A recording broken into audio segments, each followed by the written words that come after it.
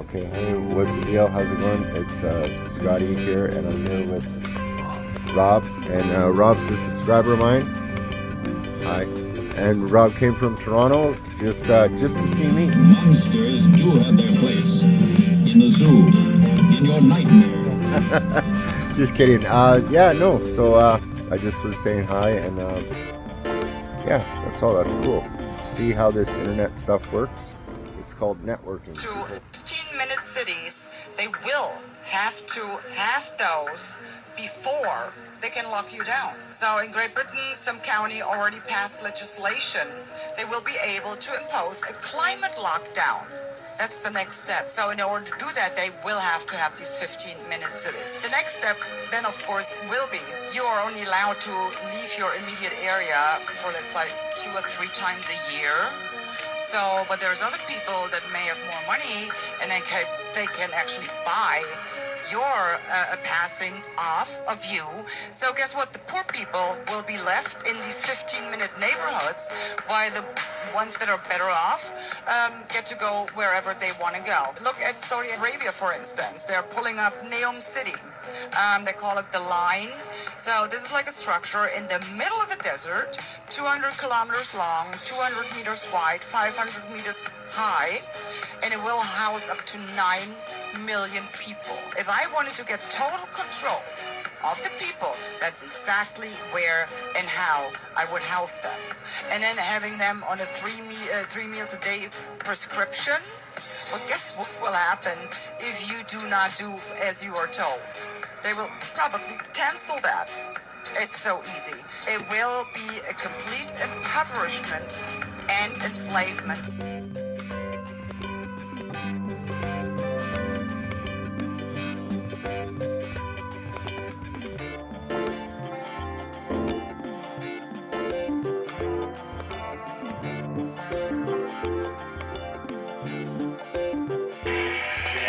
This is a conspiracy theory. Oxford, England already has the 15-minute city implemented on the ground, everything there.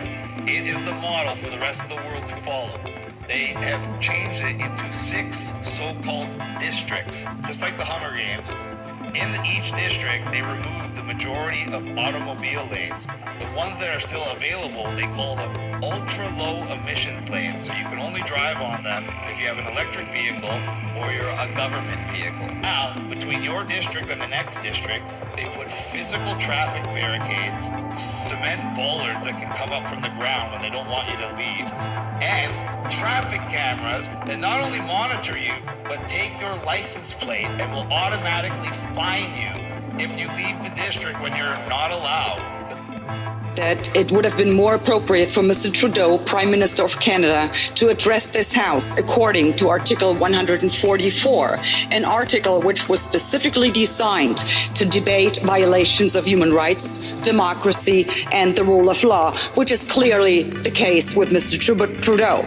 Then again, a Prime Minister who openly admires the Chinese basic dictatorship, who tramples on fundamental rights by persecuting and criminalizing his own citizens as terrorists just because they dared to stand up to his perverted concept of democracy, should not be allowed to speak in this House at all. Mr. Trudeau, you are a disgrace for any democracy. Please spare us your presence. Thank you.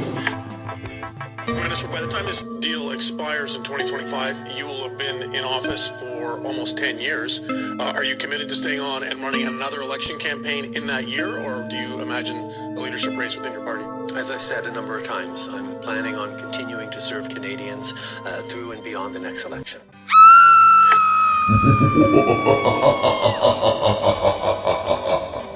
John, as we said, is a savage, but a happy, amenable savage.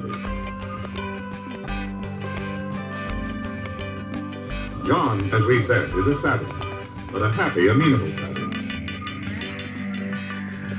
John, as we said, is a savage, but a happy, amenable savage.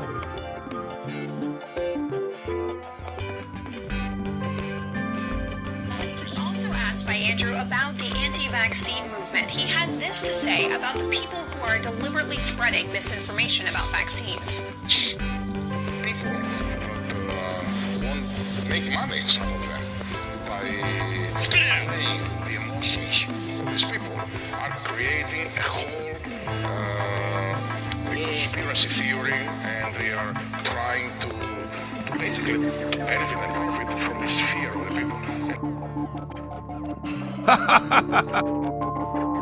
And the charter says that wrong. We're still going to go ahead and do it. It's basically a loophole that allows a majority to override fundamental rights of a minority. The fact that we are attacking your fundamental rights or limiting your fundamental rights, and the charter says that wrong. We're still going to go ahead and do it. It's basically a loophole that allows a majority to override fundamental rights of a minority. The fact that we are attacking your fundamental rights or limiting your fundamental rights, and the charter says that wrong. We're still going to go ahead and do it. It's basically a loophole that allows a majority to override fundamental rights This of a argument minority. basically is about the 7 dirty words that the FCC complains about. That are rebellious. And you have kids who are hopeless. You have kids who go to drugs. Then give them something to hope for. Like what? What would you tell a kid he ought to hope for nowadays, Frank? What I tell kids, and I've been telling kids for quite some time, is first, register to vote, and second, as soon as you're old enough, run for something. And you really think that's going to give kids hope to tell them to go register to vote? Mr. Zappa, well, I don't know whether it makes them commit suicide, but I think it gives them a little bit more hope. Mr. Zappa, I don't know whether it makes them commit suicide, but I think it gives them a little bit more hope. Mr. Zappa.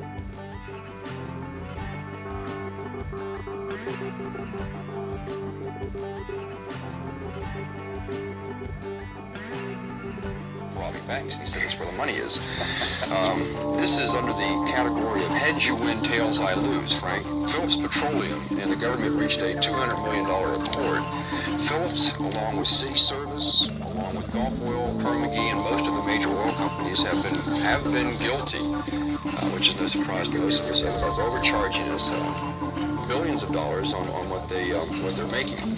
And so Phillips has agreed that even though they didn't do this, that they would not only not do it again in the future, but they have agreed to, quote, pay back, unquote, the money. Now, this is how they plan to pay the $200 million back. It'll come in the form of $100 million in added spending on oil production, $22 million to add to the supplies of heating oil, and $75 million in price boosts that they will forego. So when we find somebody guilty of overt, I won't say criminal, but overt unconscionable activities, they don't really have to pay the money back. They simply agree not to charge us in the future.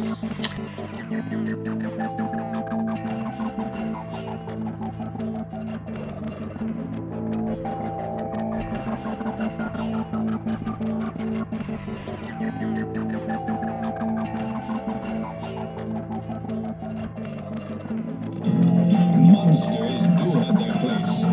In the zoo, in your nightmares, in the deep, in your favorite horror movies.